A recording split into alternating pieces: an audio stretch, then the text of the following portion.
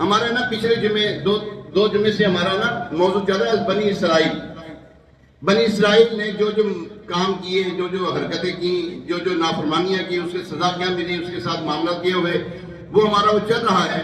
اللہ تبارک و تعالیٰ پچھلی جو جمعے میں جو ہماری گفتگو تھی اس میں سے مختصر آپ کی خدمت پیش کرتا ہوں. اللہ تبارک و تعالیٰ نے انہوں نے فرمایا کہ تم یہاں سے وادی طیہ سے نکلے تو آگے فرمایا جب تم آگے شہر میں جاؤ، شہر میں داخل ہو، وہ شہر تھا بیت المقدس.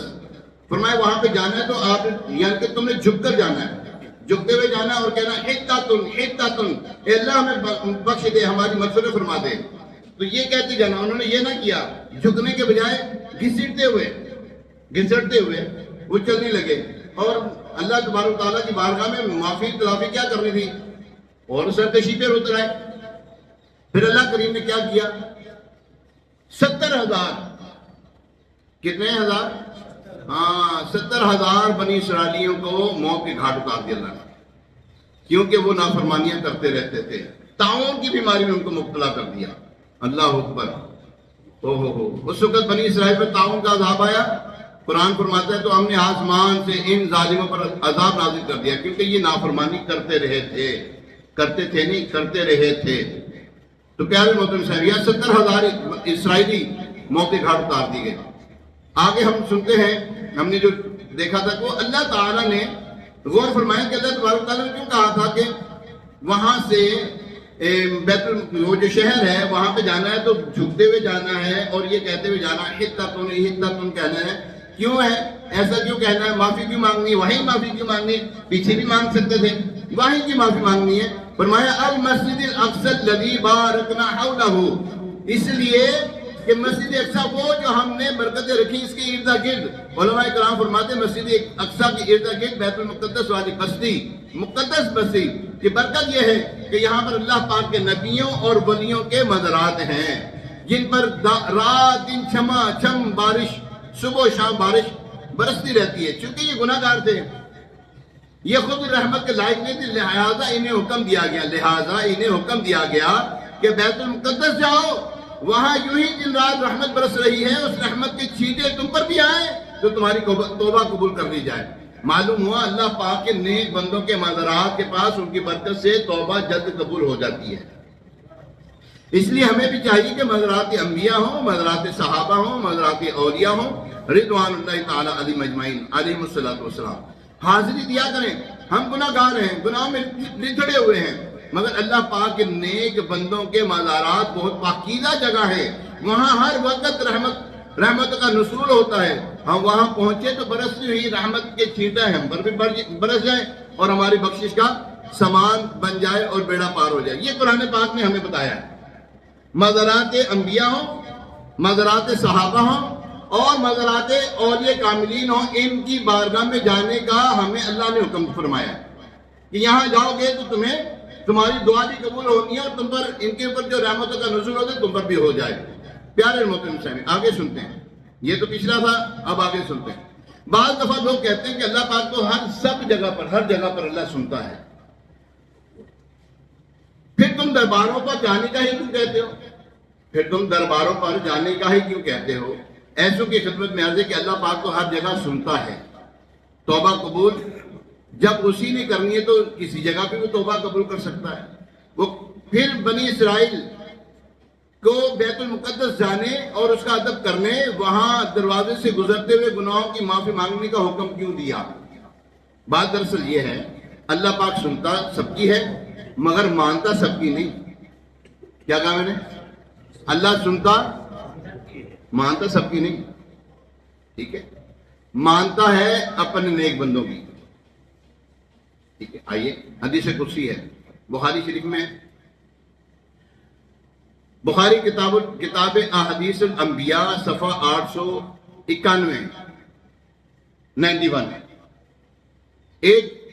891 حدیث نمبر ہے 3470 مفصلاً. اچھا فرمائے اس میں. اور ایک اور یہ جو حدیث مبارکہ پیش کرنے لگا ہوں، دو حدیثیں ملا کر یہ حدیث مبارک. بخاری کتاب الرقائق باب التواضع صفحہ نمبر 1597 حدیث نمبر 6502 میں کیا فرمایا؟ بخاری شریف میں حدیث قدسی اللہ پاک اپنے ولیوں کی شان بتاتے ہوئے فرماتا ہے وَإِن سَأَلَنِي لَا أُتِيَنَّهُ، یعنی اگر میرا ولی مجھ سے کچھ مانگے تو میں ضرور اسے عطا کرتا ہوں، مانگے تو میں ضرور اسے عطا کرتا ہوں، اور اگر وہ مجھ سے پناہ چاہے تو میں ضرور اسے پناہ عطا کرتا ہوں۔ پتہ چلا اللہ پاک سنتا سب کی ہے، مگر ولیوں کے ساتھ وعدہ ہے کہ جب یہ مانگیں گے تو اللہ پاک انہیں ضرور عطا فرماتا ہے۔ جب یہ اللہ پاک سے پناہ چاہیں تو رب کریم انہیں پناہ عطا فرما دیتا ہے۔ اس لیے ہم نیک لوگوں کی خدمت میں حاضر ہو کر دعائیں مانگتے ہیں، ان سے دعائیں کرواتے ہیں، ان کا وسیلہ پیش کرتے ہیں، یہ ظاہر کرنے کے لیے کہ یا اللہ پاک میں تو تیری بارگاہ کے لائق نہیں ہوں، اس نیک بندے کے صدقے میری عرضی کو قبول فرما لے۔ پیارے محترم صاحبوں، یاد رکھیں اللہ تعالیٰ کے نیک بندے جو ہیں نا وہ اللہ کے مقرب ہیں، اس لیے کہ انہوں نے اللہ کو راضی کیا ہوتا ہے، اللہ کے احکامات پر چلتے رہتے ہیں۔ بلا تمثیل ایک بات عرض کرنے لگا، یہ جو مثال دینے لگا یہ اس کے لیے نہیں، مثال سمجھانے کے لیے ہوتی ہے، نہ کہ اس چیز کے لیے۔ ماں باپ ہیں، 4 اولاد ہیں، 5 اولاد ہیں، 5 بچے، 6 بچے، 10 بچے، جتنے بھی ہیں۔ اب ان میں بچہ کون سا پیارا لگتا ہے ماں کو یا باپ کو؟ کون سا بچہ اچھا لگتا ہے؟ اب بولو صحیح، اولاد ہوگی نہیں تھوڑی اولاد ہے نا، تو بولو ہاں کہڑا بچہ چنگا لگتا ہے؟ جیڑی اولاد ہے فرما بردار ہوئے، تابع دار ہوئے، ٹھیک ہے؟ جو اولاد بات مانتی ہو، فرما برداری کرتی ہو اور کہے پہ چلتی ہو، ایسی اولاد ماں باپ کو اچھی لگتی، بھلی لگتی ہے۔ ہم دیکھیں باقی اولادیں جو ہیں اس کی جو نافرمان ہیں، نافرمانی کر رہی ہیں تو اسی اولاد، کھانا اس کو بھی دے رہی ماں، پکا کے کھانا اس کو بھی دے رہی ہے، باپ جو کما کے لے کر آ رہا ہے وہ اپنے ان بچوں کو بھی کھلاتا ہے، کوئی گل نہیں کی کریے، بچہ ہے نا اپنے ہی ہے، کی کریے۔ تو ہم گناہگار بندے ہیں نا، گناہگار بندے، وہ ہمیں نیکوں کی وجہ کر کے ہمیں جو ہے نا نبھاتا ہے، یہ یاد رکھیے گا۔ قرآن میں فرمایا اللہ تعالیٰ نے وَاعْلَمُوا أَنَّ فِيكُمْ رسول اللہ، کیا ہے آپ صاحب؟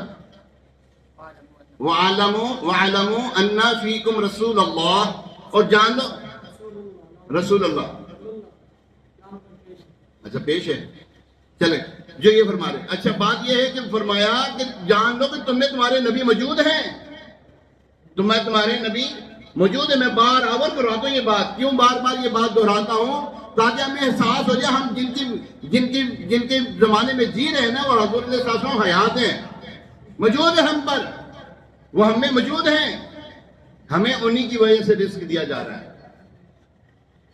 ہمیں انہی کی وجہ سے جو ہے یہ عزتیں ملی ہوئی ہیں، یہ شرف و بزرگی ہمیں انہی کی وجہ سے ملی ہوئی ہے۔ اگر وہ نہ ہوتے تو یہ کائنات یوں نہ ہوتی۔ جی ہاں، یہ کائنات جس طرح اس وقت چل رہی ہے نا، یہ لہلہاتے کھیت ہمیں نظر آتے ہیں، یہ روشنیاں ہمیں نظر آتی ہیں، یہ سرکار کے دم قدم سے ہیں۔ تو ہمیں چاہیے کہ ہم اللہ کے نیک بندے جو ہیں ان کی بارگاہ میں جاتے رہیں، اپنی اولاد کو بھی لے کے جاتے رہیں، بچوں کو لے کے جاتے رہیں۔ بچیوں کا پردہ ہے، بچیوں کو نہیں لے کے جانا۔ یہاں پر ہے نا بنی اسرائیل، ہم نے پیچھے سنا تھا بنی اسرائیل نے نا خدائی احکام بدل دیے۔ وہ کیا تھا؟ پھر ان ظالموں نے جو ان سے کہا گیا تھا فَبَدَّلَ الَّذِينَ ظَلَمُوا قَوْلًا غَيْرَ الَّذِي قِيلَ لَهُمْ فَأَنزَلْنَا عَلَى الَّذِينَ ظَلَمُوا رِجْزًا مِّنَ السَّمَاءِ بِمَا كَانُوا يَفْسُقُونَ۔ پھر ان ظالموں نے جو ان سے کہا گیا تھا اسے ایک دوسری بات سے بدل دیا، تو ہم نے آسمان سے ان ظالموں پر عذاب نازل کر دیا، کیونکہ یہ نافرمانی کرتے رہے تھے۔ یہاں معلوم ہوا اللہ پاک کے احکام کو جوں کا توں ایز اٹ از ماننا ضروری ہے۔ جو اللہ پاک کے احکام کو تبدیل کرتے ہیں، بدل دیتے ہیں، وہ عذاب الہی کے حقدار ہوتے ہیں۔ جو اللہ کے احکام کو بدل دیں وہ عذاب کے حقدار ہوتے ہیں۔ اس لیے ہم پر لازم ہے کہ اللہ پاک نے اس کے پیارے محبوب علیہ السلام نے جو حکم جیسے دیا اسے ویسے ہی مانیں اور اس پر عمل پیرا ہو جائیں۔ قرآن پاک میں ہے کہ اللہ پاک نے بنی اسرائیل پر لعنت برسائی۔ اس کے اسباب کیا تھے؟ اس کے اسباب یہ تھے کہ وہ اللہ کی باتوں کو ان کے مقامات سے بدل دیتے تھے.